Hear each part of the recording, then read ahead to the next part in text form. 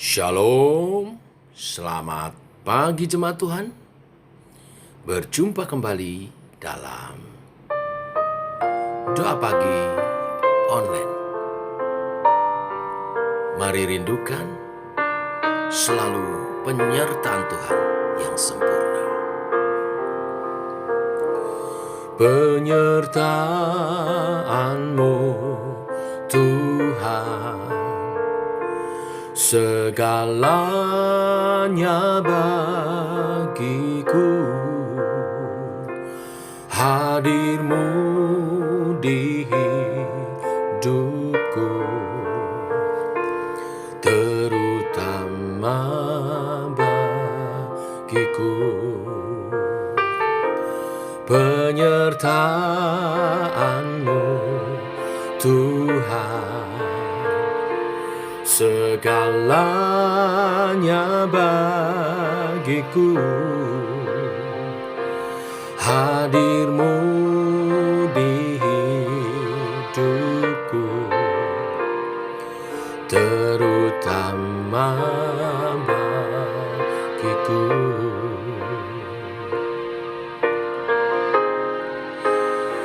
Anugerah-Mu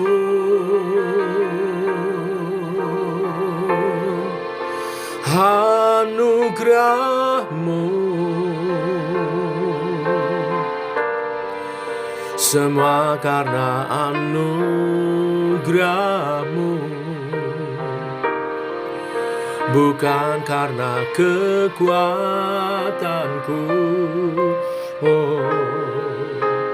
Anugerah-Mu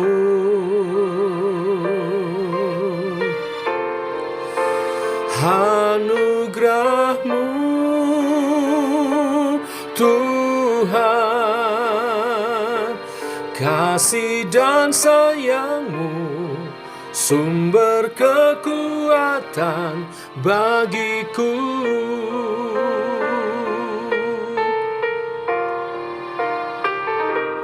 Penyertaan-Mu Tuhan, segalanya bagiku.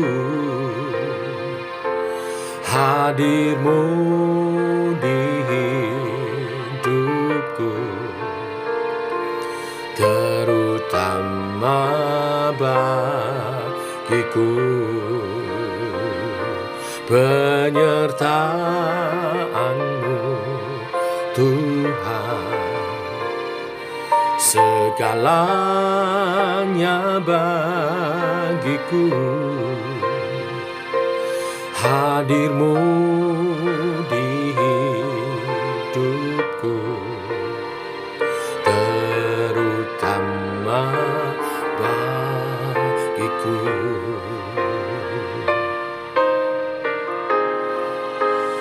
Anugerah-Mu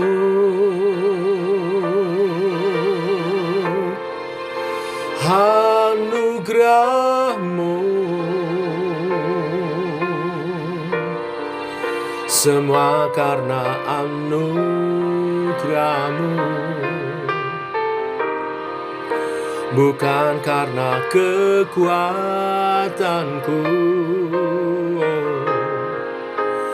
Anugerah-Mu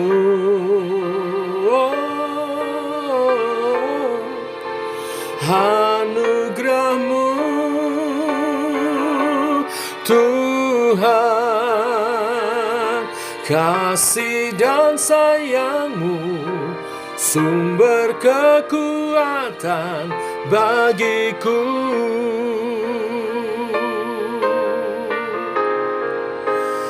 Anugerah-Mu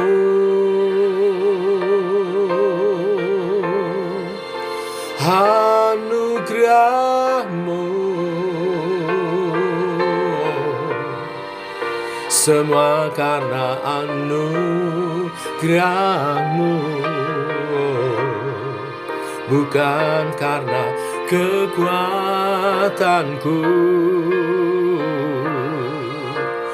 Anugerah-Mu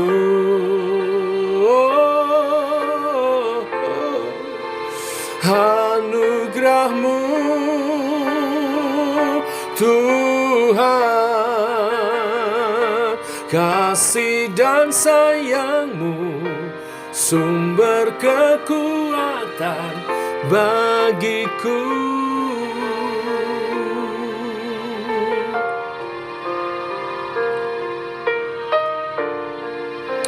Amin. Semua karena anugerah-Mu Tuhan. Penyertaan-Mu sempurna. Kasih dan sayang-Mu nyata dalam setiap langkah hidup kami. Mari umat Tuhan, nyatakan anugerah-Mu Tuhan cukuplah bagiku. Anugerah-Mu Tuhan cukuplah bagiku. Anugerah-Mu Tuhan cukuplah bagiku. Anugerah-Mu Tuhan cukuplah bagiku.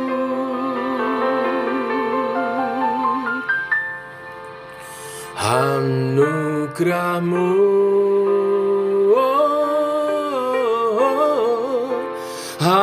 anugerah-Mu, semua karena anugerah-Mu, bukan karena kekuatanku. Anugerah-Mu,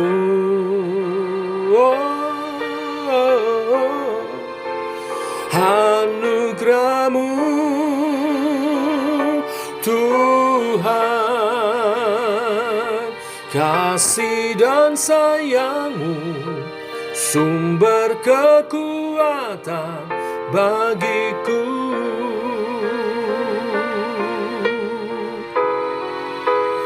Anugerah-Mu,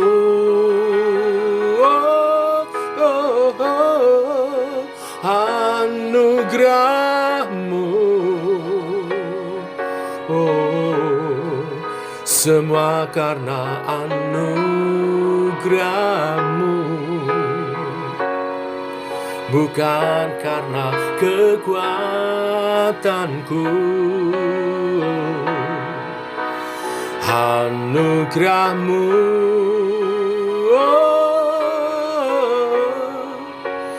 anugerah-Mu Tuhan,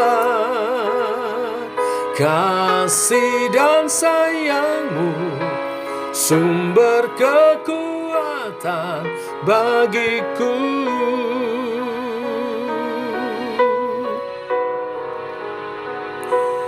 Kasih dan sayang-Mu sumber kekuatan bagiku.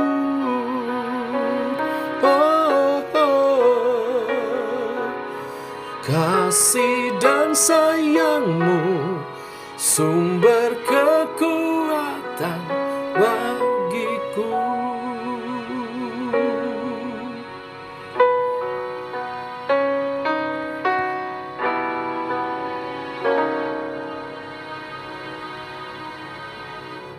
Tiba waktunya kami merenungkan firman-Mu. Firman-Mu adalah suluh dan terang bagi jalan kami. Berfirmanlah, Tuhan, kami siap. Amin. Bapak Ibu, kita lanjutkan renungan firman pada pagi hari ini. Kita sampai pada 2 Raja-Raja pasal 3. Demikian firman Tuhan. Yoram anak Ahab menjadi raja di Samaria atas Israel dalam tahun ke-18 zaman Yosafat Raja Yehuda, dan ia memerintah 12 tahun lamanya. Ia melakukan apa yang jahat di mata Tuhan. Tetapi bukan seperti ayahnya dan seperti ibunya. Ia menjauhkan tugu berhala Baal yang didirikan ayahnya. Namun demikian, ia masih berpaut kepada dosa Yerobeam bin Nebat yang mengakibatkan orang Israel berdosa pula. Ia tidak menjauhinya.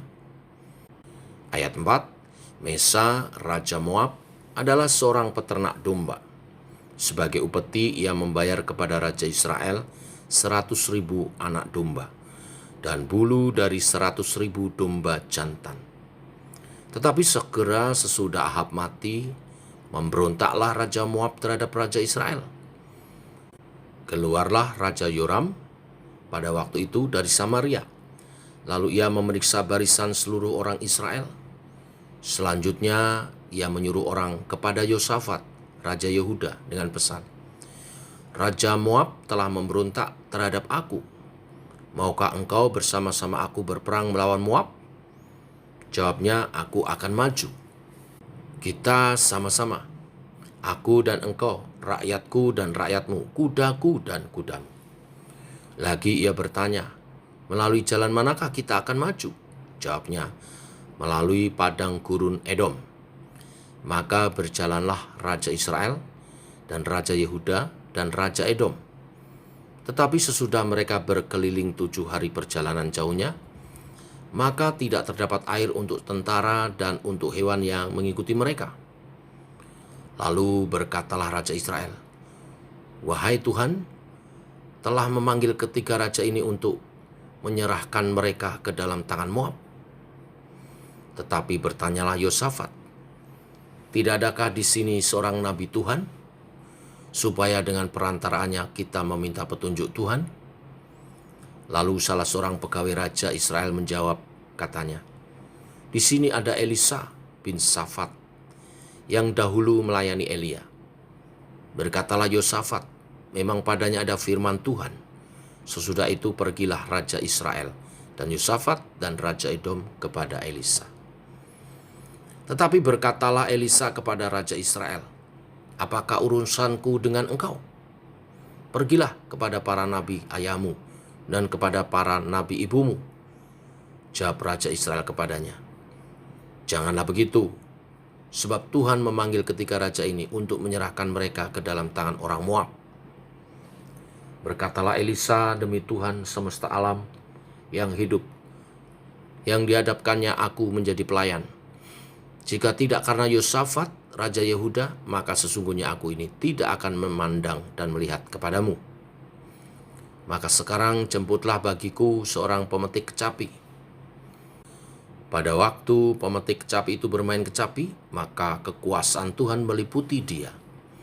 Kemudian berkatalah ia, beginilah firman Tuhan, biarlah di lembah ini dibuat parit-parit, sebab beginilah firman Tuhan, kamu tidak akan mendapat angin dan hujan, namun lembah ini akan penuh dengan air, sehingga kamu serta ternak sembelian dan hewan pengangkut dapat minum.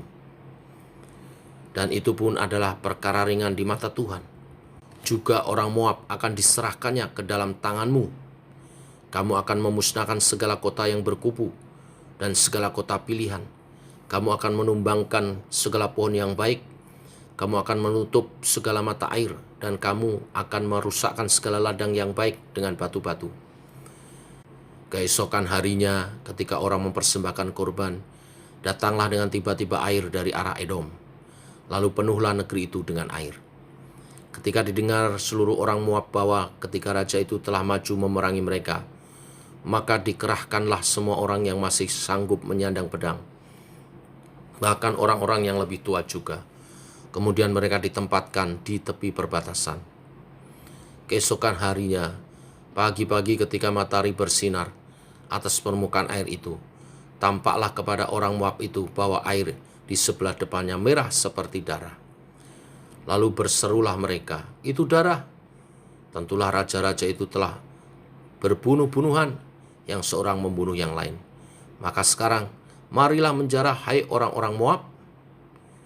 Tetapi ketika mereka sampai ke perkemahan orang Israel, maka bangkitlah orang Israel itu, lalu memukul orang-orang Moab, sehingga mereka lari dari situ. Dan makin jauhlah mereka menerobos ke dalam Moab, sambil menewaskan orang-orang Moab itu. Mereka meruntuhkan kota-kota dan menutupi setiap ladang yang baik dengan batu, karena setiap orang melemparkan batu ke atasnya. Mereka menutup segala mata air dan menumbangkan segala pohon yang baik, sampai hanya Kir Hareset saja yang ditinggalkan. Tetapi kota ini ditembaki oleh orang-orang pengumban dari segala penjuru. Ketika Raja Moab melihat bahwa peperangan itu terlalu berat baginya, diambilnyalah 700 orang pemegang pedang bersama-sama dengan dia, menerobos ke jurusan Raja Edom, tetapi tidak berhasil. Kemudian ia mengambil anaknya yang sulung, yang akan menjadi raja menggantikan dia, lalu mempersembahkannya sebagai korban bakaran di atas pagar tembok. Tetapi kegusaran besar menimpa orang Israel, sehingga mereka berangkat meninggalkan dia dan pulang ke negeri mereka. Amin. Bapak Ibu jemaat Tuhan, firman Tuhan mengisahkan Yoram Raja Israel mengajak Raja Edom dan Raja Yehuda berperang bersama untuk menghadapi pemberontakan Moab. Namun setelah mereka berkeliling menempuh 7 hari perjalanan, mereka menghadapi kesulitan karena tidak mendapatkan air untuk para tentara dan hewan yang mengikuti mereka. Raja Yoram menyadari bahwa pasukannya tidak akan bisa bertahan bila pasukan Moab datang menyerbu. Raja Yoram yang tidak percaya Tuhan berkata, "Wahai Tuhan telah memanggil ketiga raja ini untuk menyerahkan mereka ke dalam tangan Moab." Satu kata-kata yang negatif. Tetapi menghadapi kesulitan air itu, apa yang dilakukan Raja Yosafat, Raja Yehuda? Dia berkata, "Tidak adakah di sini seorang nabi Tuhan, supaya dengan perantaranya kita meminta petunjuk Tuhan?" Di ayat 11 dia katakan. Singkat cerita, sampailah mereka bertemu dengan Nabi Elisa. Sebenarnya Nabi Elisa enggan memberi pertolongan karena ada Yoram, Raja Israel yang tidak percaya Tuhan, dan juga Raja negeri Edom. Tetapi karena melihat Yosafat, Raja Yehuda yang percaya Tuhan, maka Elisa pun berdoa memohonkan petunjuk Tuhan dengan diiringi pemetik kecapi. Dan Tuhan berfirman, memberi strategi peperangan, memerintahkan untuk menggali parit-parit untuk mengalirkan air, sehingga pasukan dan kuda yang menyertai Yosafat, Yoram, dan juga pasukan Edom mendapat cukup air. Selain daripada itu, Tuhan juga berfirman akan memberi kemenangan. Dan benar, ketika pasukan Moab menyerang, pasukan Israel, Yehuda, dan juga Edom yang telah segar kuat dapat mengalahkan mereka. Apa yang kita pelajari Bapak Ibu dari kisah ini? Yaitu penyertaan Tuhan menyertai orang percaya. Hanya oleh karena ada Yosafatlah, Raja Yehuda yang percaya, maka Tuhan memberikan petunjuknya, firman-Nya, pertolongannya. Iman percaya Raja Yosafat ditunjukkan dengan apa? Ketika menghadapi kesulitan, Yosafat mencari hamba Tuhan, mencari nabi Tuhan, mencari Tuhan. Dia tidak menyalahkan Tuhan atas keadaannya yang susah seperti Raja Yoram, Raja Israel. Tetapi dia mencari petunjuk Tuhan, mencari Tuhan. Inilah pesan hari ini Bapak Ibu jemaat Tuhan, supaya kita menjadi pribadi yang percaya kepada Tuhan. Seorang yang percaya kepada Tuhan ditunjukkan dengan kerinduannya selalu mencari Tuhan, untuk memohon petunjuk, untuk perlindungan, untuk penyertaannya setiap langkah kehidupannya. Dan firman Tuhan hari ini juga menunjukkan bahwa orang-orang percaya menjadi berkat bagi orang-orang di sekelilingnya. Karena Yosafat, Tuhan juga menolong Yoram dan Raja Edom. Tuhan memberkati kita semua. Mari kita berdoa. Bapa dalam surga, kami mengucap syukur Oleh kasih dan anugerah-Mu, rahmat-Mu Engkau nyatakan. Engkau berfirman bahwa Engkau menyertai orang-orang yang menaruh harap dan percaya kepadamu Tuhan, seperti Raja Yosafat. Dan Engkau menyatakan pertolongan-Mu. Bahkan melalui orang percaya seperti Yosafat, orang-orang di sekitarnya diberkati. Biarlah kehidupan kami demikian, mengandalkan Tuhan. Dan oleh kehidupan kami yang mengandalkan Tuhan, kami menjadi berkat bagi keluarga kami, bagi orang-orang di sekitar kami, bagi kota kami, bagi setiap orang. Tuhan menolong kehidupan kami dalam iman percaya teguh kepadamu. Allah Roh Kudus, terus tuntun serta hidup kami. Dalam nama Tuhan Yesus kami menyerahkan doa ini. Amin. Demikian saudara, doa pagi kita. Selamat pagi, tetap bergantung kepada Tuhan, andalkan Tuhan sebagai orang yang beriman, yang percaya, karena penyertaannya nyata, sempurna. Tuhan memberkati. Shalom.